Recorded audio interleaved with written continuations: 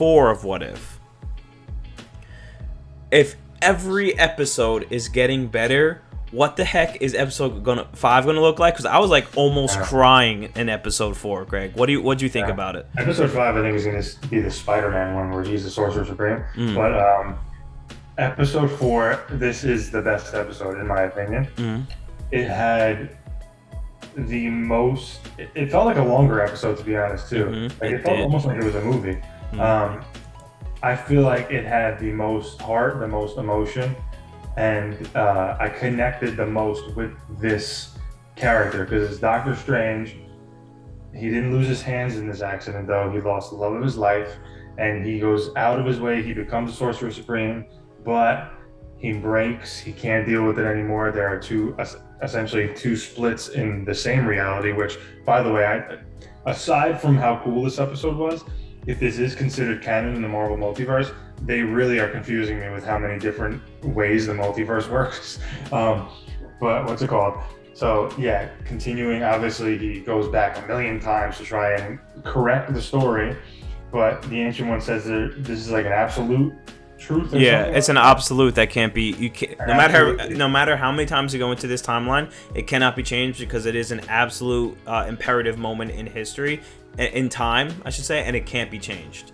Right. Which again, stuff like that, and the fact that she was able to split Doctor Strange within the same timeline without breaking into an alternate timeline, that and the absolute, I'm gonna say, just got me a little confused in terms of how the multiverse works in the MCU, because we've seen, like, with Loki, the way that the timeline works there, the way that Doctor Strange explained it, and then the way that we've seen in the Spider-Man No Way Home trailer, and the way that Endgame kind of explained things, that the stones had to be involved, but then in Loki they didn't. I am getting a little confused, to be honest. But yeah, this episode, and they go to the original place. Kamar-Taj, is that? No, that's not where did he go back in time? Which one? What are you talking about? When Strange went all the way back to the library. There we go. Yeah, for the library you're talking about? Yes. Yeah, he went all the way back to the beginning, essentially, to that sorcerer to study the lost books. And my favorite part was when he has to absorb the souls of all these creatures. It reminded me, honestly, of like old school Disney, that animation, the way the creatures look. There's like Hercules vibes and stuff with the way 100%. I was so into it. That was so cool. But anyway, I've been rambling. Yeah, I mean, like I said, I agree with you. I'll just try and piece my thoughts together. First 10 minutes into the episode literally felt like 30 minutes. It could have been its own show, the first 10 minutes. And I thought it was just absolutely incredible. Such a heartfelt, emotional episode. If I wasn't watching it with other people, I probably would have cried. It was so... Oh, just do it, man. It was so impactful, man. And the writing was well done. And I understand why you're getting confused with the timelines. I mean... If I'm not mistaken, it's essentially that was an unchangeable like anchor in the timeline, and then with the whatever with her dying, but also when the Sorcerer Supreme did the branch of the two Doctor Stranges, it was like a concurrent multiverse running at the same point. That's essentially what it was. It just split off, causing two other universes, where he doesn't try to save her, and one where he does. And then that fight scene was awesome when they're fighting, and man, when spoilers, obviously, when he does resurrect her and does save her, and he's like this hideous beast, and then the whole universe is collapsing upon itself, and then he starts speaking to the Watcher, and that was cool. Because I didn't actually think the Watcher was going to talk to anyone. And he was like he was breaking the fourth wall, talking to us, saying like, I could intervene here, but I can't. It's like, and it was so well written. And he's like, Benedict Cumberbatch's voice acting, where he's like pleading out and crying out, like, I'm sorry, I didn't want any of this to happen, and the universe is literally collapsing upon him, and then he sees the love of his life like dissipating and degenerating, and oh man, the animation was great. They're not afraid, like this, even though it's an animated show, it's not a kid show, and I love that they're not afraid to tackle these hard emotions, these sometimes gruesome scenes, and they're doing such a fantastic job so far. I wasn't sure what to think of the show overall because it's like it's a what if. They're not going to take it seriously. It's like just a way to fill content on Disney Plus and like kind of put in some Marvel stuff while we're waiting for the big movies to come out. But they're actually taking this very seriously.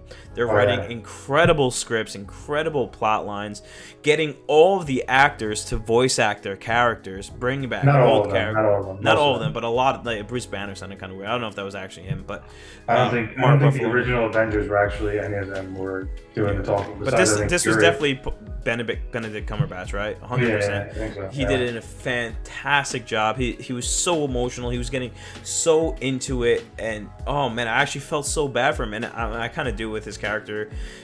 He was like he lost his hands, and I respected his journey to try and be the best, and he became Sorcerer Supreme, and just so good, dude. I don't really have many other words besides this is one of the most emotional Marvel things I've ever seen, one of the best animated things I've ever seen. I watch a lot of animated shows. I watch a lot of anime. It was just, oh man, and every episode is getting better. I don't know how they're going to top this. I don't even know how many more we have left, but animation in this I think was the best one, especially when they went to that temple. And again, a lot of this, since it is Disney, a lot of the animation in this episode reminded me of like old school Disney, which for me is a huge plus because I love old school Disney animation. A lot of the landscapes and again those monsters that fight reminded me of like what Disney is great for doing, like its history. And I do feel like, again, just the multiverse thing really quick, the absolute thing is going to be interesting if they're actually, if this, because it is a Marvel Studios production, this is the first, normally the animated things that have not tied into anything have been all Marvel TV. This is the first time that they've slapped the Marvel Studios logo on it, which leads me to believe that, like we talked about last time, it might not be direct tie-ins to everything, but I do think certain things from this show will actually have tie-ins to live action. Maybe not huge tie-ins, but I think there will be references.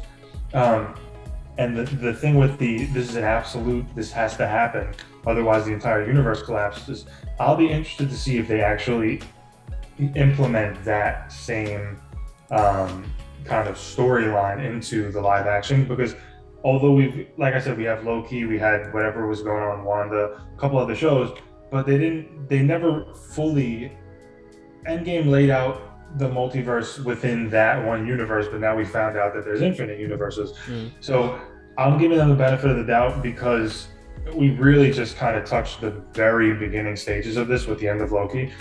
And I think they are going to explain it more, but I will be interested to see if that is an actual plot point that like is actual in the live action as well, that if you try and mess with an absolute, the entire reality will crumble and turn into absolutely nothing. I will be interested to see if that's actually implemented. Also, I think this was the first, I was in the back of my head thinking, is this what if stuff gonna culminate into like the last episode of What If is like some sort of an Avengers style team up? I wasn't sure if that's what they were gonna do until, like, obviously we saw the tentacle monster that we saw in Captain Carter in this episode, but also the fact that the Watcher is now getting more involved, in the storyline, whereas before he was just in the beginning and the end of the show talking to us. Now he broke through and started talking to the character. I'm wondering if that means that there is going to be a little bit more now interconnectivity with these stories themselves at the end. I'm not sure. I mean, they kind of explained it where Stephen Strange was so powerful. He was able to sense the Watcher, and he also knew that he existed from like readings and stuff like that, from the books and stuff. So maybe, not sure. And I mean, I know this isn't technically canon, right? So this concept I'm about to dive in might not even mean anything because it's not technically canon, but we know from this episode that you require an immense amount of power to alter a reality time like that. Now, technically, Spider-Man, people knowing that he's Spider-Man isn't an absolute, but does it actually show that Stephen Strange is powerful enough to alter a past timeline? Yeah, that's the thing. I can't speak too much on that because the trailers, Marvel has misdirected us with trailers before. So I'm not even sure if what they showed us in the trailer is true, because it seems uncharacteristic of Stephen Strange to do that, like we talked about. But with changing that would that deal with going back in time? That's the question. Because can he go back in time without the time stone? That's another question. Like, he doesn't have the time stone. He seems to be wearing the pendant, but the time stone's gone. If the time stone, unless something happened to him where he sensed that something's wrong with the multiverse, he jumped into another reality, swiped that time stone because he thought he really needed it, and then things started breaking apart. And this is just like a casualty of something that was already happening in, Far From Home or No Way Home. But I'm not sure that it would be reversing time to get everyone to forget that he's Spider-Man. I always thought it was just some spell that kind of Men in Black wiped their brains. Right. I don't know. It was, yeah. I mean, that's actually a good point. I didn't even think about that. It's just wiping Spider-Man's whatever or everybody else around him is memory. But I don't know. Definitely a bunch of stuff to explore. The multiverse is such a big, endless possibility, and there's a lot of like nuance, and it's so expansive and requires so much creativity, and trying to figure out like little plot holes inside of something so like crazy is kind of, I don't know, maybe even in vain. Who knows? I do have a theory though on Spider-Man Far From Home, how it might end with him being restored as Spider-Man and no one knowing his identity. I was thinking about this. I was like, I'm sure something will happen with the spell and maybe people will forget for a while, but then if this does happen and the other Spider-Men come through, I have a feeling that at the end of the movie, because I originally thought that what they were going to do to kind of say, oh look, he's not Spider-Man, was they were going to have a scroll as Peter Parker, and then they were going to have Spider-Man next to him, But I'm wondering if maybe like one of the alternate timeline Spider-Man will now swoop down as Peter Parker is unmasked and say, hey, look, I can't be him. Look, he's right here. You know what I mean? The theory I have. But anyway, that's all. I don't know. All I know is I would be thoroughly disappointed in this movie if they don't have the 3 Spider-Men recreating the scene of them pointing. But if nothing else, I think there'll definitely be 2 Spider-Men. But yeah. I don't know. I definitely think Tobey's at least coming back. Yeah. Either way, I'm super excited for What If. Talking about Spider-Man, super excited for Spider-Man. But let's go ahead and jump into the third main topic for today. Third main topic is going to be a briefer one, but we are going to discuss the insane